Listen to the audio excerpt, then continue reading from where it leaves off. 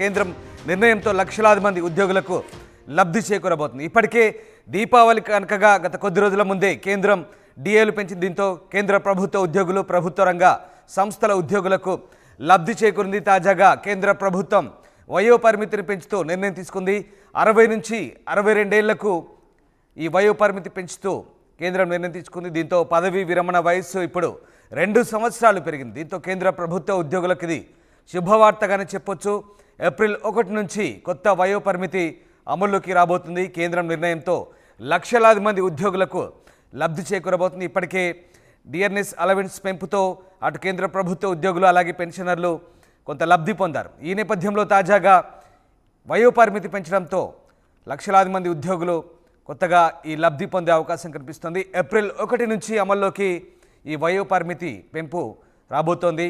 60 నుంచి 62 ఏళ్లకు పెంచుతూ కేంద్రం ఈ నిర్ణయం తీసుకుంది. దీంతో పదవీ విరమణ వయస్సు 2 సంవత్సరాలు పెంచినట్లయింది. ఈ నేపథ్యంలో కేంద్ర ప్రభుత్వం ఒక్కసారిగా ఉద్యోగులకైతే శుభవార్త చెప్పిందని తెలుస్తోంది. గోపి జాయిన్ అవుతున్నారు. గోపి, కేంద్ర ప్రభుత్వం ఉద్యోగులకు పదవీ విరమణ వయస్సు 2 సంవత్సరాలు పెంచినట్టుగా తెలుస్తోంది. కేంద్రం ఇంకా ఎలాంటి నిబంధనల మేరకు పదవీ విరమణ వయస్సు పెంచింది, ఇంకా ఎలాంటి లబ్ధి చేకూరే అంశాలు ఉద్యోగస్తులకు చెప్తోంది?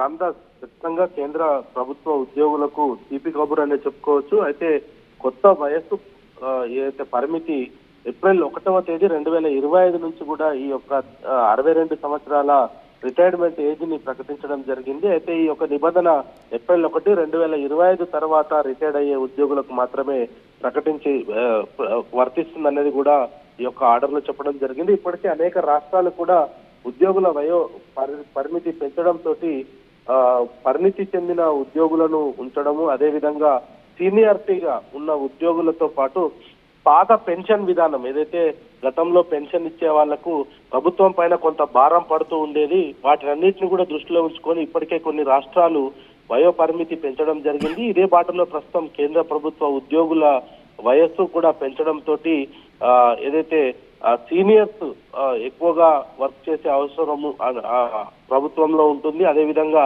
అనుభవం కల వ్యక్తులు పనిచేయడంతో ప్రభుత్వ కార్యక్రమాలు సజావుగా సాగుతాయనేది కూడా కేంద్ర ప్రభుత్వం యోచన చేయడం జరిగింది. దీనిలో భాగంగానే ఈ యొక్క 62 సంవత్సరాల వయస్సు పెంపుకైతే కేంద్ర ప్రభుత్వం నిర్ణయం తీసుకుందని భావించవచ్చు. అయితే ఈ యొక్క నిబంధన తక్షణమే అమలు అయితే రావడం లేదు.